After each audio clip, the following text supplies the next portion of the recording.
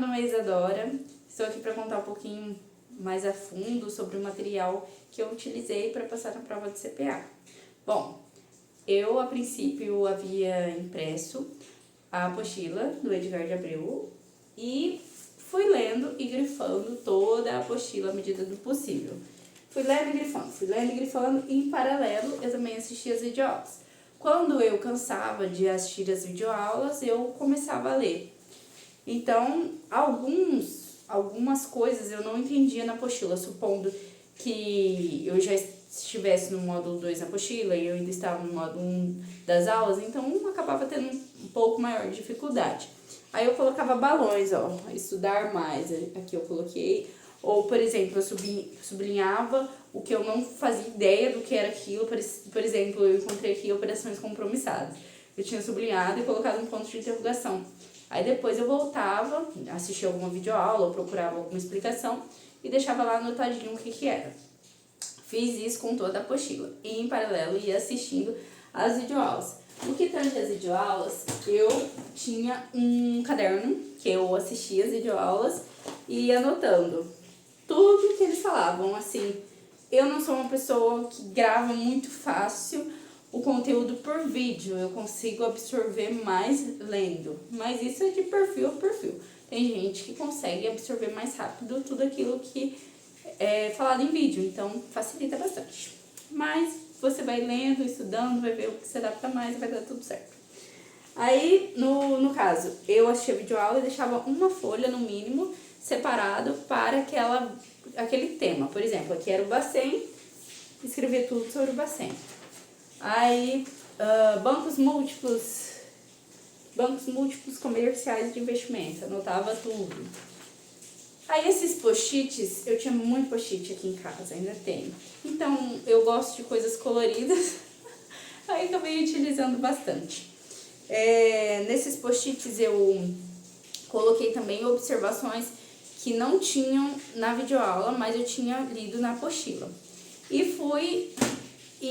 Em paralelo, à medida que eu lia, então, a apostila fazia as anotações no post-it e colava no caderno que eu utilizava nas videoaulas, tá? Mas a maior parte eles conseguem abranger nas duas coisas, no grosso modo. Mas na apostila, eles abrangem com mais detalhes. Por isso eu acho que seria necessário, assim, uma lida rápida na apostila, se você consegue pegar melhor por vídeo. E por fim, né, para estudar para a prova mesmo, eu fiz um resumo dos capítulos. Eu fiz num caderno, mas na folha sulfite dá para fazer também. Ó, aqui, por exemplo, eu fiz o CMN. E aí eu coloquei em letras bem pequenininhas para não ocupar muito espaço. Deste lado eu já fiz do Bacen. E eu anotava as coisas que haviam na apostila. E também, à medida que caíam também nos simulados, eu não parei de fazer uma coisa para começar a fazer outra. Fui fazendo tudo ao mesmo tempo. Terminei videoaula e apostila, já tinha começado os simulados no Top Invest. Fui fazendo e em paralelo ia fazendo os resumos. Porque é muito... Se você for fazer da mesma forma que eu, vai demorar um tempinho, né? Fazer resumo. Então a gente cansa. Então, quando eu cansava, eu fazia simulado. Ó, aqui é na SUSEP, a Previc, Ambima. Fui fazendo assim. Aí lá no final do caderno, eu já só fazia simulado.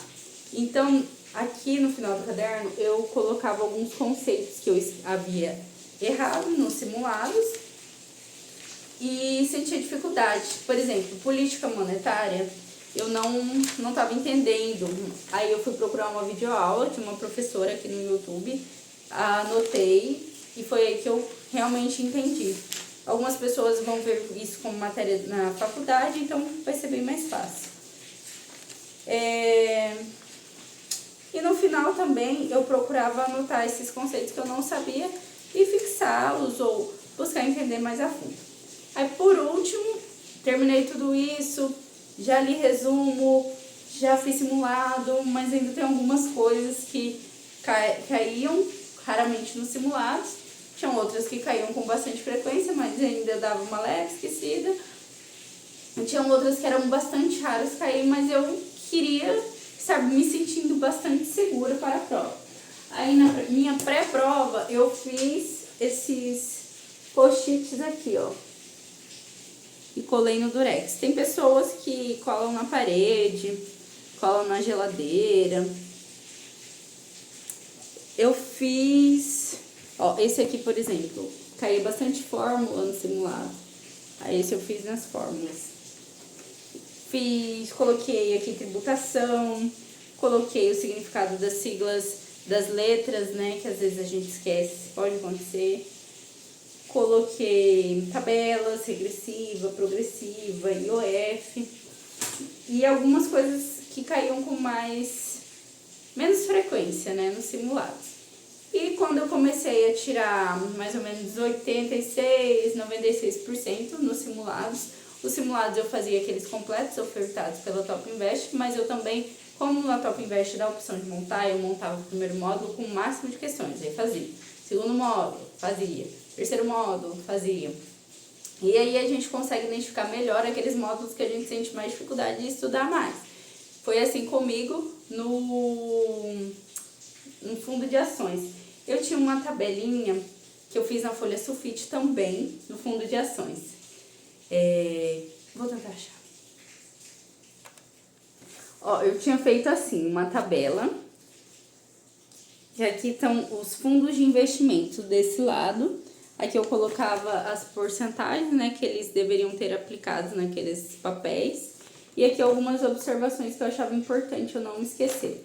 Do outro lado da folha, eu coloquei alguns títulos. Por exemplo, coloquei na primeira coluna o emissor, na segunda o título, depois o prazo, o indexador, a garantia, o imposto de renda. E pode colocar observação também, se alguém quiser. Aí, por exemplo, LCI ou LCA, eu coloquei que quem é o emissor são os bancos, o prazo de 90 dias a 3 anos e o indexador geralmente é o CDB. E se tinha FGC ou não também. Foi isso que eu estudei também. Eu achei muito legal isso daqui, porque facilita, porque querendo ou não, esse módulo é só decoração, não tem muito o que fazer. Mas eu espero que ajude alguém de alguma forma, que Deus abençoe a vida de vocês. Peço para a sabedoria do Pai sentar ao lado de vocês e ajudar vocês na prova, que dê tudo certo. Tchau!